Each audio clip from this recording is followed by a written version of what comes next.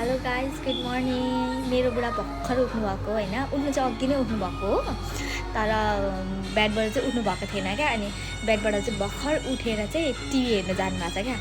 अनि उहाँ चाहिँ जहिले बिहान उठ्दाखेरि चाहिँ त्यो वाइल्ड लाइफको बारेमा दिन्छ नि, हो त्यो हेर्नुहुन्छ, नत्र चाहिँ त्यो युट्युबर एउटा धुरो भन्ने छ नि, हो त्यसको भिडियोजहरू हेर्नुहुन्छ क्या युट्युबमा। तर आज चाहिँ उहाँले के लाउनु भएको छ भने उठ्नु बित्तिकै फ्रेस हुनुभयो। म चाहिँ यतिकै भिडियोजहरू हेरिरहेको थिएँ क्या। यत्रो ठुलो गाना गन्गाएर बसिराख्नु भएको छ। म तपाईँहरूलाई देखाउँछु है के गरिराख्नु छ। म तपाईँलाई सुटुक्कै देखाउँछु है। चिम्टी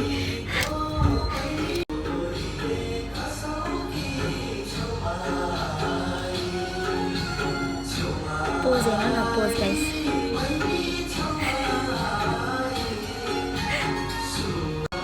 उहाँलाई चाहिँ यस्तै खालको गानाहरू मात्रै मनपर्छ क्या। जहिले पनि यस्तै खालको गानाहरू लाउँछ। यो गाना नलाउनु न, अर्को गाना लाउनु न भन्दाखेरि मान्नुहुन्न क्या। अब यहाँ देखाउँछु ल, म तपाईँहरूलाई चेन्ज गर्नु भन्छु, मान्नुहुन्न है। भिडियो नै स्टप भइसक्यो, तपाईँहरूलाई देखाऊँ भनेको त। अनि अरू गानाहरू पनि सुन्नुहुन्छ, तर यस्तो खालको गाना चाहिँ मलाई अलिक धेरै मनपर्छ क्या। म हेर्नु भन्छु ल चेन्ज गर्नु भनेर, अनि मान्नुहुन्छ कि मान्नुहुन्न हेर्नु। तर मेरो हिसाबले चाहिँ मान्नुहुन्न। के छ र यो गानामा राम्रो छ त भन्नुहुन्छ, मेरो हिसाबले त्यस्तो भन्नुहुन्छ। बट लेट्स सी है।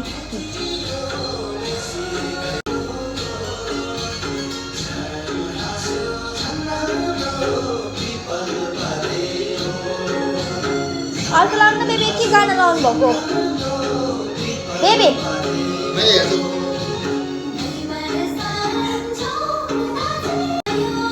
देख्नुभयो भर्खर भन्नुभयो म यहीँ हेर्छु भनेर। सुन्नुभयो कि भएन खै कुनै, यो गानाको भल्युम यति ठुलो छ।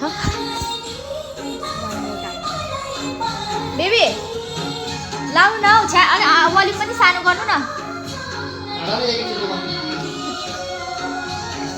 मैले भनेको थिएँ नि उहाँले यस्तै गर्नुहुन्छ भनेर।